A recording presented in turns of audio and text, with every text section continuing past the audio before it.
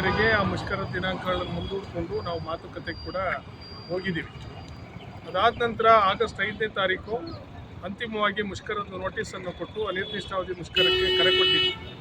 ಆವಾಗ PIL ಅನ್ನು ಮಧ್ಯೆ ಹಾಕಿ ಮುಷ್ಕರವನ್ನು ಸ್ಥಗಿತ ಮಾಡಿ ಮಾತುಕತೆ ನಡೀರಿ ಅಂತೇಳಿ ಕೋರ್ಟು ಕೂಡ ಹೇಳಿದ್ರು. ಇವರು ಕೂಡ ಮುಷ್ಕರದ ನಂತರ ಮಾತುಕತೆ ಕರಿತೀವಿ ಅಂತಕ್ಕಂಥ ಅಂಶವನ್ನು ಹೇಳಿದ್ದಾರೆ.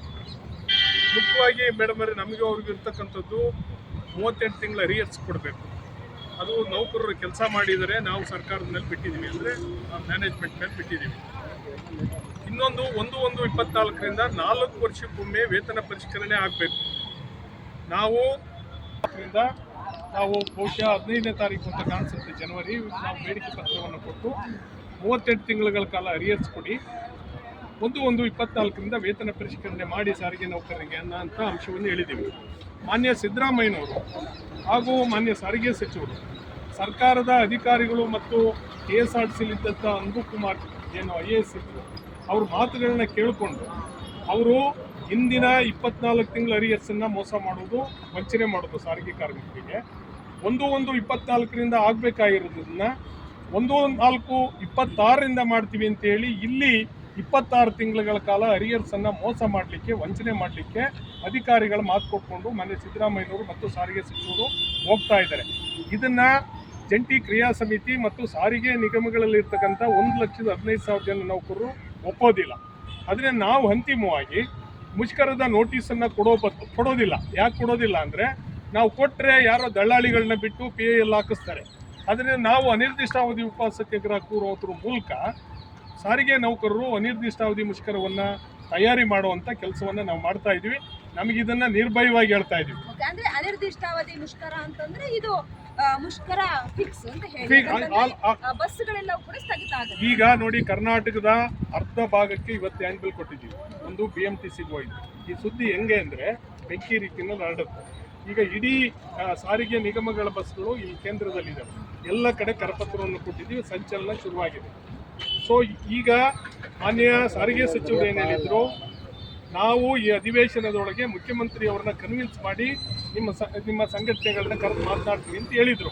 ನಮಗೆ ಅವರಿಂದ ಏನೂ ಬಂದಿಲ್ಲ, ಅದರಿಂದ ನಾವು ತಯಾರಿಲ್ಲಿದ್ದೀವಿ. ಈಗ ಕರಪತ್ರವನ್ನು ಈ ವಾರದಲ್ಲಿ ಈ ರಾಜ್ಯದ 1,15,000 ಜನ ನೌಕರರಿಗೆ ತಲುಪೋ ರೀತಿಯಲ್ಲಿ ಕರಪತ್ರವನ್ನು ಕೊಡ್ತೀವಿ. ನೌಕರರಲ್ಲಿ ಒಂದು ಜಾಗೃತಿ ಬರುತ್ತೆ. ಇದಾದ ನಂತರ 3 ಸಮಾವೇಶಗಳನ್ನ ಮಾಡಿ ಅಲ್ಲಿ ಮುಷ್ಕರದ ಕರೆ ಅಂದರೆ ನಾವು ಅನಿರ್ದಿಷ್ಟ ಉಪವಾಸ ಕೊಡ್ತೀವಿ. ನಾವು ನೋಡಿ, ಸಾರಿಗೆ ನಿಗಮಗಳ ನೌಕರರು ನಾವೇನು ಪಾಪ ಮಾಡಿಲ್ಲ ಈ ರಾಜ್ಯದಲ್ಲಿ. ಅವರು ಎಲ್ಲರಿಗಿನ್ನ ಅತಿ ಹೆಚ್ಚಿನ ಶ್ರಮಪಟ್ಟು ಕೆಲಸ ಮಾಡ್ತಕ್ಕಂಥ ನೌಕರರು. ಇವರು ಅವರಿಗೆ ಮೋಸ ಮಾಡ್ಲಿಕ್ಕೆ ಹೊರಟ್ರೆ ನಾವು ಕಾರ್ಮಿಕ ಸಂಘಟನೆಗಳು ಇದನ್ನು ಒಪ್ಪಲಿಕ್ಕೆ ತಯಾರಿಲ್ಲ. ಜಂಟಿ ಕ್ರಿಯಾ ಸಮಿತಿ ಪೂರ್ಣ ನಾವು ಇದನ್ನು ಒಪ್ಪೋದಿಲ್ಲ. ನಾವು ಸಾರಾಸಗಟ್ಟು ಅವರ ಏನು 14 ತಿಂಗಳ ಕೊಡ್ತೀವಿ ಅಂತಕ್ಕಂಥದ್ದು ಮತ್ತು 1/4/26ರಿಂದ ಮಾಡ್ತೀವಿ ಅನ್ನೋದನ್ನು ನಾವು ಅದನ್ನು ಯಾವುದೇ ಸಂದರ್ಭದಲ್ಲಿ ಒಪ್ಪೋದಿಲ್ಲ. 38 ತಿಂಗಳ ಕಾಲ ಅರಿಯರ್ಸ್ ಕೊಡಬೇಕು, 1/1/24ರಿಂದ ವೇತನ ಪರಿಷ್ಕರಣೆ ಆಗಬೇಕು. ಈ 24 48 ತಿಂಗಳು ಸಾರಿಗೆ ನಿಗಮಗಳ ನೌಕರರಿಗೆ ಅವರು ದುಡ್ದು ಹಣ ಕೊಡೋದಿಲ್ಲ ಅಂದರೆ ಇವರು ಸಮಾಜವಾದಿ ಮುಖ್ಯಮಂತ್ರಿಗಳು ಅಂತ ಹೇಳ್ತಾರೆ. ಸಮಾವೇಶಗಳನ್ನ ನೆಕ್ಸ್ಟ್ ಇದೆ ಕರಪತ್ರ ವಿತರಣೆ ಮಾಡಿದ 1 ವಾರದೊಳಗೆ ನಾವು ಅದನ್ನ ನಿರ್ಧಾರ ಮಾಡ್ತೀವಿ.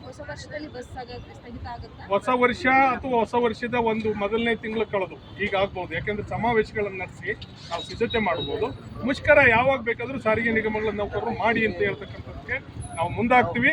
ಇವತ್ತು ಕೂಡ ಸರ್ಕಾರಕ್ಕೆ ನಾವು ಹೇಳ್ತೀವಿ, ನೀವು ದುಡಿಯುವ ವರ್ಗದ ಸರ್ಕಾರ ಅಂತ ಹೇಳ್ತೀರಾ, ಏನು ಸಂವಿಧಾನ ರಕ್ಷಣಾ ಸರ್ಕಾರ ಅಂತ ಹೇಳ್ತೀರಾ, ಸಂವಿಧಾನಬದ್ಧವಾಗಿ ಬಂದಿರತಕ್ಕಂಥ ID ಕಾಯ್ದೆಯನ್ನು ಉಲ್ಲಂಘನೆ ಮಾಡಿ ಸಾರಿಗೆ ನಿಗಮಗಳ ಕಾರ್ಮಿಕರಿಗೆ 48 ತಿಂಗಳು ನೀವು ಮೋಸ ಮಾಡಲಿಕ್ಕೆ ಹೋಗ್ತಕ್ಕಂಥದ್ದು ಮತ್ತು ಆ ಮೂಲ ಚೌಕಟ್ಟನ್ನು ಬದಲಾವಣೆ ಮಾಡ್ತಕ್ಕಂಥದ್ದು ನಾವು ಯಾವುದೇ ಸಂದರ್ಭದಲ್ಲಿ ಒಪ್ಪೋದಿಲ್ಲ. ಅನಿವಾರ್ಯವಾಗಿ ಕರಪತ್ರದಲ್ಲೂ ಬರೆದಿದ್ದೀವಿ.